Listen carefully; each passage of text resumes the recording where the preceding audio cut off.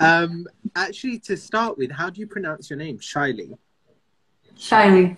Perfect. Well, Yeah. it's very nice to meet you. It's very nice to connect with you. For those who don't know who you are, maybe give a bit of an introduction and then we can dive into some questions. Oh, wow.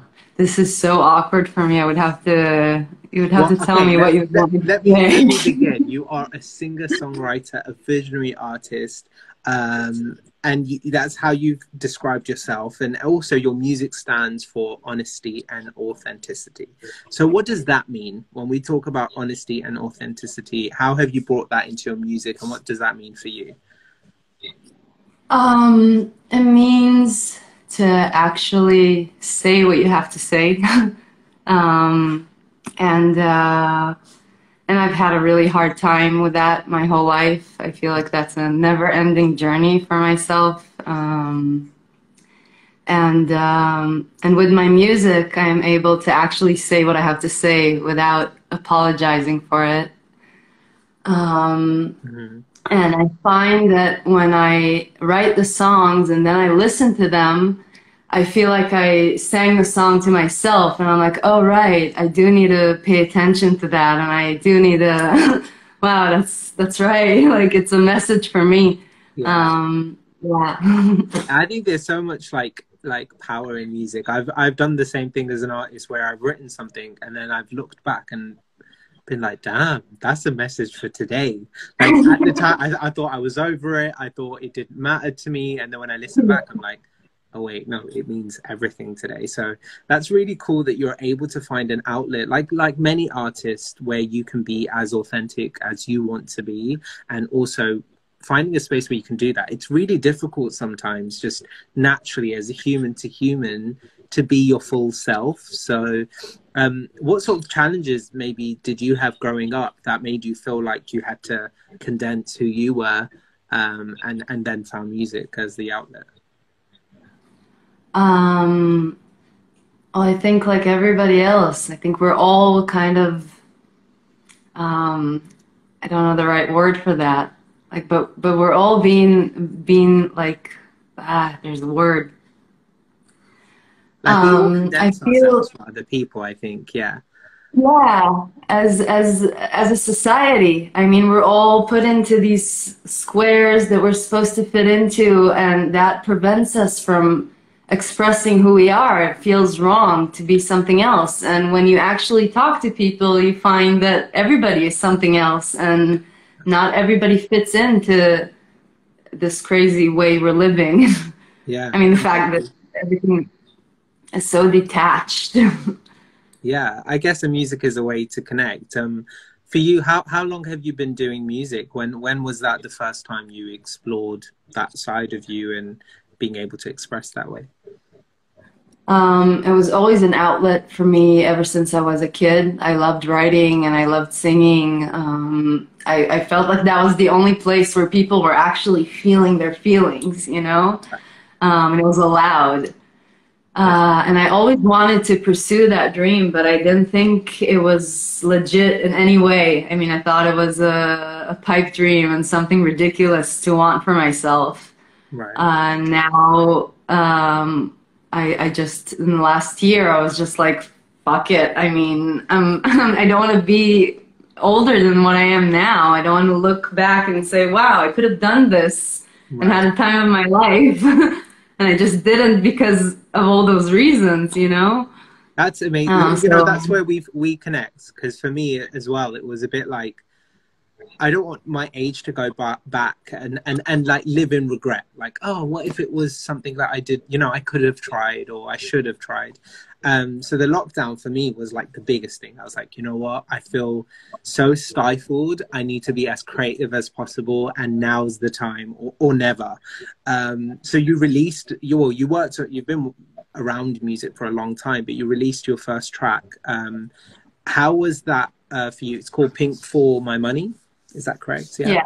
yeah. How was that like putting your first track out into the world, and how was that received for you? To be honest, it was terrible. I mean, I felt so insecure. Like I had to, it was like every day I woke up and faced my fears in such a real way. Um, and my body responded as well. I was going through a lot of medical stuff at the time that I feel there was just that part of me pushing back and being like, don't come out. You want to stay down here.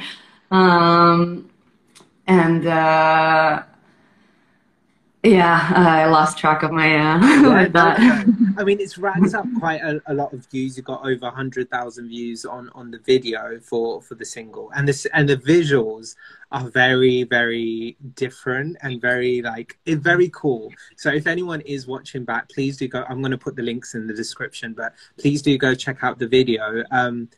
Were you part of that visual process as well, of like creating, the direction of the video? Yeah, definitely. It was all like it was actually an amazing experience because all of a sudden I realized that making videos is as exciting as making music, because I get to put all these elements of how I feel into a visual. Whatever I do there, I can do whatever I want with a music video. It's amazing. So yeah, definitely. I had so many messages I wanted to put in there. Like the paint and everything had to be there. It catches your attention. I saw the paint. I was like, damn, that must have been like firstly a fun shoot, but also quite a message. Yeah, it was freezing. It was really freezing. What can you tell us the song is about? Like Pink for the Money. What did it mean to you? And yeah, what were the messaging behind the song? I feel that it was like going back to what we were talking about, that part of me that was being shut down by myself was, first of all, as a woman, I felt that I had a very specific path that I needed to go on, and that it really made me feel that anything besides that, besides being the perfect woman, whatever that meant, I was also so confused about what that meant, was wrong. So I constantly felt like I was wrong, and like who I am was wrong.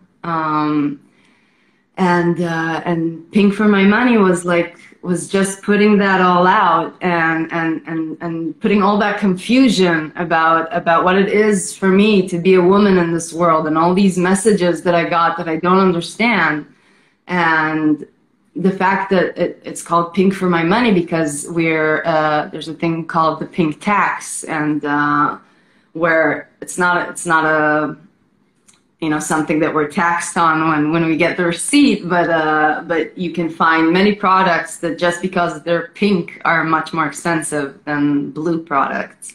And that just keeps the gap going, and it's just so frustrating. I mean, it's such a ridiculous thing to still exist in our days, and so that single was like my scream out to the world about that. Yeah. And how, like, after you released the song, did you get any responses of, people who have been able to connect with the song, and how did that make you feel? That you were able to put out a message that really connects and resonates with other people out there? When you say that, I see like this insecure part of me saying, it didn't make an influence on anybody. Nobody cared. Doesn't matter. But when I think about it, and like women that I showed this video to and explained the meaning behind the song, and the amount of people that heard about the pink tax because of this song, yeah, that's amazing. I mean, I was blown away by how amazing the response was. I mean, I was just like, no way. Yeah, I guess it's like, I think sometimes we feel like our problems are sometimes unique to us, like things that frustrate us only frustrate us, or things that worry and trouble us only affects us. But when you put material, I think that's such an amazing thing about music, and the power of it is that when you're able to put your thoughts down, you realize you're not on your own. You're not actually like mad that this is still happening in 2021, you know, 2022, when you know it's something that connects other people around the world to a message that you might think is uniquely yours. So I think congratulations on that video, because I think it's very impactful. And again, I would recommend anyone watching to go and watch that. Now we've kind of moved on to your next single, which has a bit of a swing, and it's obviously jazz based as well.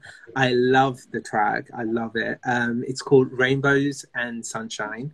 Talk to us about that. What does that track mean to you?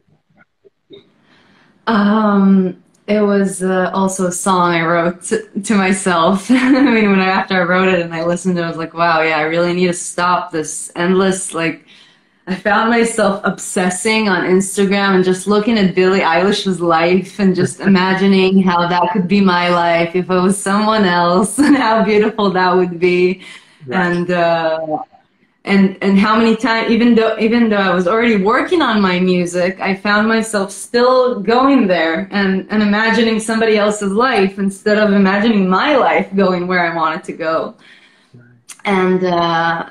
And then that song just came to me, and I was like, it's so ridiculous that we have this outlet that we were given. I mean, we're kind of sucked into that we supposedly find comfort in, like that's somewhere we go to relax, and it's so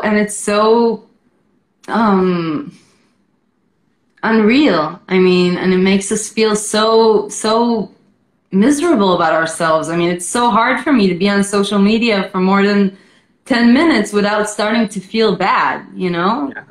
Yeah. I think naturally, right? I speak to everyone about this. Social media has such a great strength. You know, we've been able to connect where maybe, you know, that wouldn't have happened, you know, in normal life without, you know, social media. But there's so many other downsides as artists as well. Social media is our currency in a way, right? You know, to get people to hear about us more, to people, you know, to find globally people discovering your music, what you're about, what you stand for. Social media is super powerful. And then when that doesn't happen for you, or when you start doing comparisons, it's very toxic, very, very toxic. And then your friends don't like a post and you're like, does that mean you don't like me? Like, what have I done? Or you send someone a message and they just read it and they don't respond. So you're like, you don't think that actually maybe they've got something going on in their lives. You just think, oh my God, they hate me now. So it does give you a warped sense of reality. But I think you really capture that in the video as well. I think, which is one of your strengths, I think, as an artist, is you really incorporate that into the visual elements that you've added with the kind of virtual reality and stuff like that. Like how was that process of designing something visually that kind of gave that message you were looking for? Well, this video wasn't as like, I didn't have the resources for this video as I put into the other video, so it didn't come out as I really wanted it to. It looks great. It looks great. But it was actually like I knew I had the VR idea in my head for the video, and I knew I wanted like the parallel universes of sitting on the toilet to something glamorous and amazing. Yeah. And then the producer of the song, Dan Green, and I spoke about it, and he said that what if it was a show that was going on in the VR? And I was like, wow, that would be amazing. I mean, that brings like a whole new element of the fact that we're canceling out the need for live shows. We're like, we can sit on the couch and watch it on these goggles and not actually be there, and, you know, smell the air and feel how the music feels in the air, and sing it with other people, and, you know, the whole amazing experience of actually being together. Yes. Yeah, so it's really wanted to bring that message. Yeah, it was very impactful. I think you definitely captured that message. And again, like you said, it's so relevant today because we've come out of a lockdown alongside obviously the social media rise of people using it more. But we almost have lost a little bit of that human connection since the pandemic. Um, Yeah, Colt is a great, actually. He's in the chat. Sorry, I've just seen the comment in the chat. He's a great producer, so do go check him out. But he said he's just checked it out. Great work and loved the visual interpretation of the track. So it's very impactful. I think, like, for what you were trying to put across, like, you get it, you know? You were talking a bit about, like, that live connection, that human connection. Have you been able to do any live performances post pandemic? I'm actually gonna do my first live performance this Friday with like three, 4 songs. Nice. Super nervous, but Have also you had very excited. experience? Have you had some experience performing live, or? Not with anything of mine. I was once on an open stage in Thailand and once in India, and yeah, that was my 2 times Oh, basically. so this is a very, very big moment for you this Friday. I'm wishing you the best for that. Do you have other instrumentals that are supporting you? Other instrumentalists, sorry, that are supporting you with this performance? I only have Idan with me on guitar. Okay. Don't have the resources for that yet. Hoping Fair. to get there soon. Fair. Do you play instruments, or are you just primarily a vocalist? Not really. I mean, I can play around with the guitar a little bit, but besides that, not really. Yeah, you know, I've as always a wanted to. same here, like we're on the same wavelength, because it's one of the most frustrating things when you are a vocalist and you want to do more live performances, because you can't play an instrument.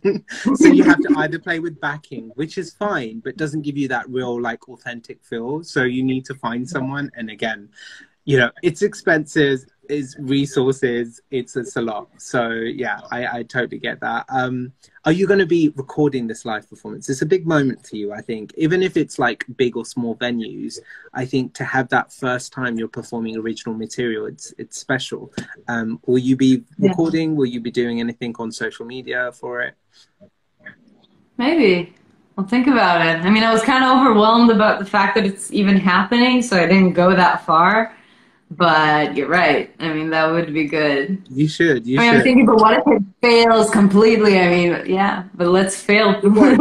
Yeah, you know what? in But a yeah, beautiful I way. always exactly. I always say this. Like, I started doing the YouTube stuff like when I first started my musical journey, and I hate it. I still hate it. Like, I watch it back and I'm like, oh my god, my voice sounds dumb. Like, I sound stupid. I mumbled the words.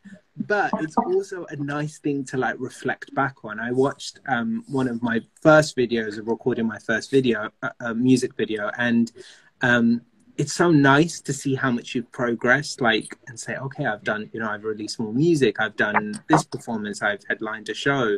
So I think, if anything, forget about everyone else, but I think you should do it for you. Like, capturing those moments are so big, and we forget Yeah. when we're in the process of things, we get so stressed out and nervous and anxious, as performers as well, especially.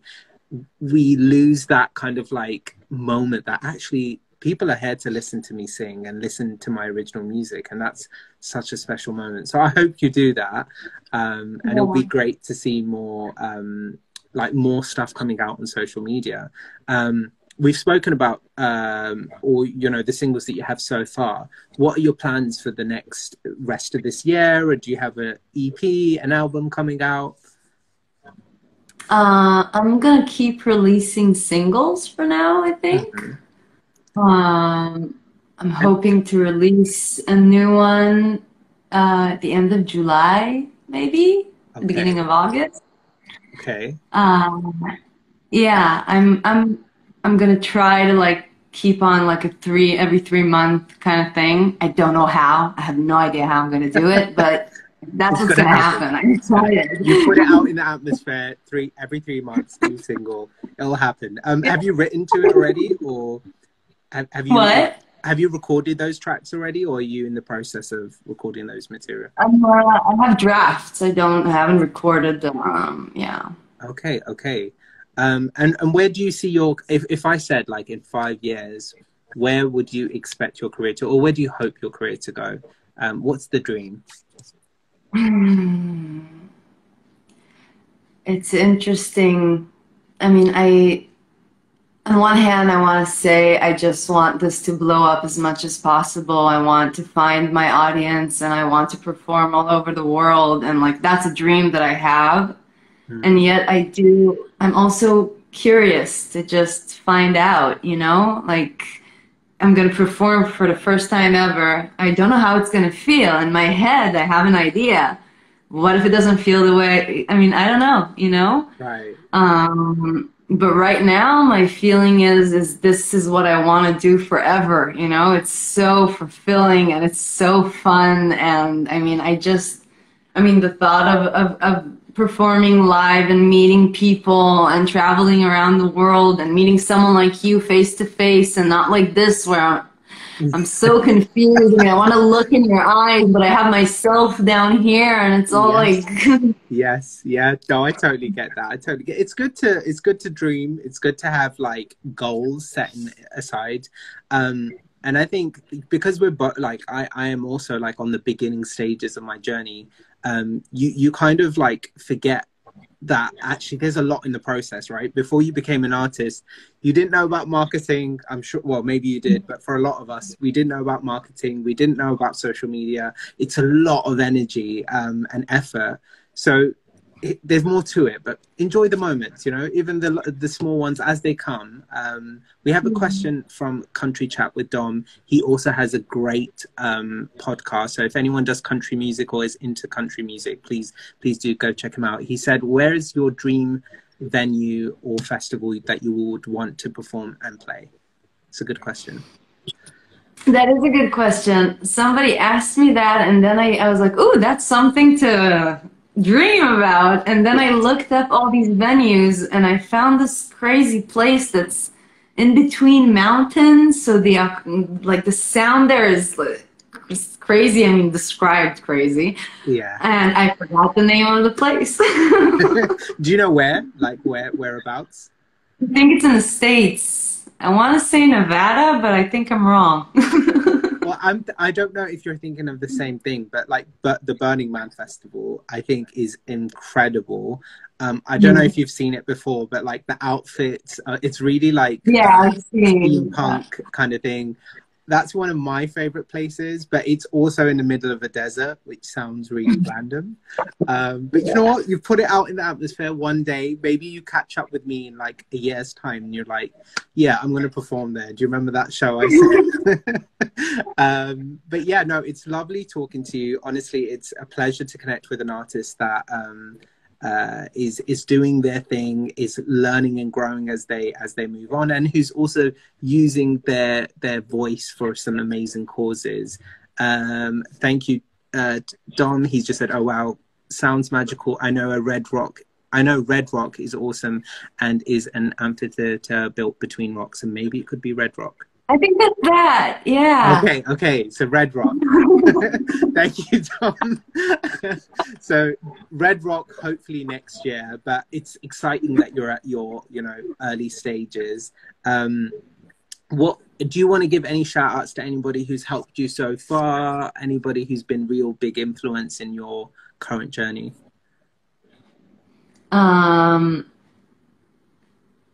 Yourself, because you've been working. I'm not ready. Well, I mentioned Idan Green, who is the producer of this song a few times. So I just want to say again that like he, I have the music in my head and I have the song with some kind of music going to it, but I don't know how to bring it into the world the way it actually has to be, and then he makes it the way it has to be, and it's just unbelievable. So I feel like I owe everything to him right now. That's incredible. Well, it's a good partnership because the records sound amazing, and obviously producers and vocalists and songwriters, there's a lot that goes into it, so it's a great collaboration there. It's honestly lovely talking to you and lovely connecting with you. I want to say to anybody who is watching on Catch Up on YouTube, the links will be in the description, but please do go follow Shyli. You can actually add her from the top here if you are watching live right now. the music, the effort that people put into their music is time consuming. It's a lot of energy. So we need to support artists who are doing incredible things so we can see more. So thank you, Shyli, so much for joining me today. I really appreciate your time, and all the best with this new single. I'm glad we've connected. I'll be following up. I want to see all those live performances that you mentioned, and hopefully we can do this again in a year's time. Dom says wonderful chat, and certainly going to check out Shyli. So that's amazing. But yes, let's catch up soon, and I'm wishing you all the best on your musical journey. Thank you so much. I wanted to say I saw you're going to release a new song in 2 days, right? Yeah, new video for my latest single. Yes, it's cringe. It's like so embarrassing because I watch back and I'm like, oh, my face. Like I hate what I've done here. But yes, I have a new video coming out this Friday. Thank you for the shout. But yes, more it looks amazing. I love your words. Thank you. Hopefully, how real you are. Oh, I appreciate that. I think like meets like. We connect with people that, you know, we're on the same wavelength too. So I'm glad that your music has strong messages from the heart. And likewise, for me, it means a lot with artists that do the same thing as me. So I really appreciate that. So thank you so much. I will definitely be staying connected. And yeah, we'll see you soon. Take care. Thank you so much. Bye-bye. Bye.